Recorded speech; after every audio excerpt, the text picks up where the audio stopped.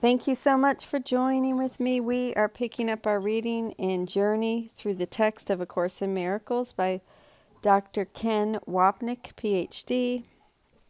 And this is Chapter 7, The Gift of the Kingdom. Picking up the reading in the Ego Sphere of the Atonement.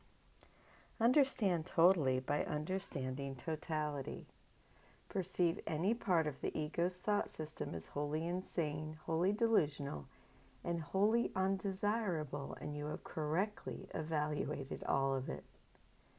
This correction enables you to perceive any part of creation as wholly real, wholly perfect, and wholly desirable. Wanting only this, you will have only this, and giving this only, you will be only this. This is the all or none principle of A Course in Miracles, that we forgive all the sonship or we have forgiven none of it. In practice, of course, the process of forgiveness is a gradual one, for we seem to forgive in incremental steps. Yet it is helpful to keep in mind that since the sonship is total, to reject even one aspect of it is to reject all of it.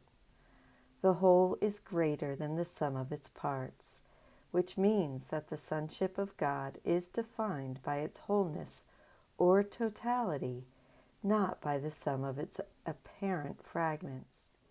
While to the ego forgiveness appears to be a Herculean task, it is in truth a great comfort.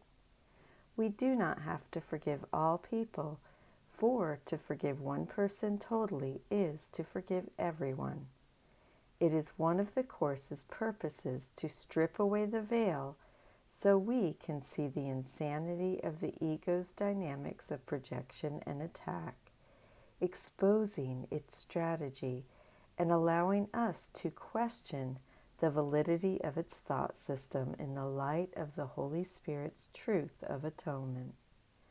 Such questioning is the ego's ultimate fear, for it opens our minds to the reality that we both have and are the wholeness that is God's kingdom.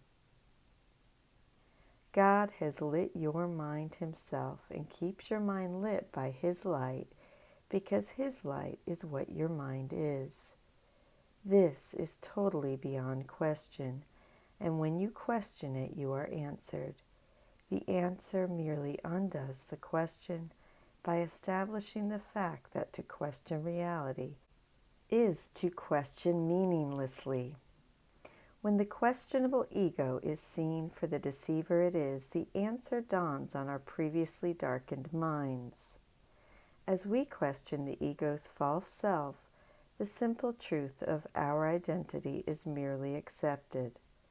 Since only belief gave the ego reality, when we change our minds and withdraw faith in its lies, they are gone, disappearing into their own nothingness. The belief that by seeing, i.e. guilt, outside you, you have excluded it from within is a complete distortion of the power of extension.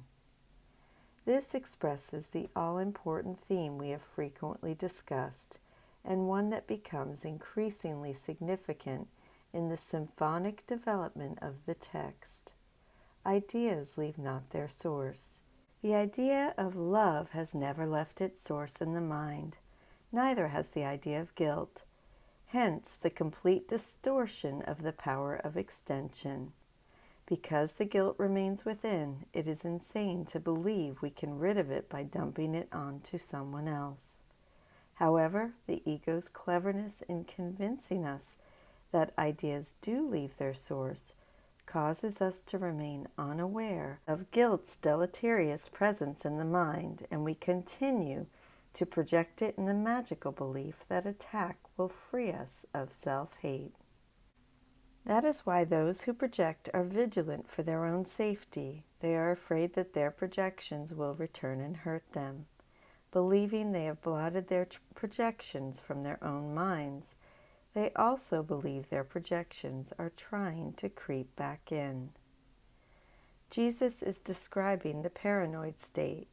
When we project guilt, we believe others will do to us what we secretly believe we did to them. We project the sin of separation, and as we made the projected objects in our image, whatever is in us we now perceive in them. Sin, deception, and murder, what we secretly believe we are.